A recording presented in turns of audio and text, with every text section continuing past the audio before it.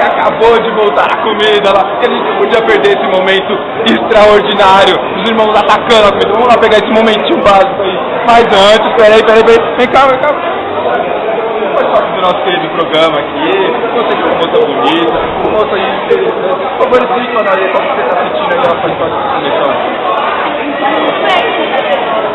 Muito feliz. Ela que joga o ping-pong como ninguém. Agora só repete aí pra nós aí. Eu participei do programa A. Eu participei do programa A. Eu participei do programa A. Legal. Qual é o seu nome? Evelyn? Evelyn, manda um beijo para nossos queridos amigos Gessé e Alan que estão pra lá. Fala assim, um beijo, Gessé e Alan. Um beijo. Gessé e Alan. Muito obrigado, tchau. Vamos lá agora ver o pessoal atacando aquela comida.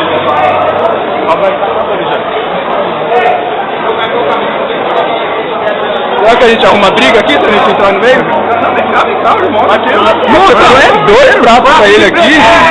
Eita, nós. Tem fase de crescimento, tá, irmão? Mas com certeza, irmão. Tá certo. Os outros irmãos não querem. Olha o irmão abençoado aí, ó. Esse daí é da bênção. Irmão, como é que é? Vai, fala pra nós aí como é que ele tá agora feliciano. Oh, maravilha. Devido a graça, como eu disse.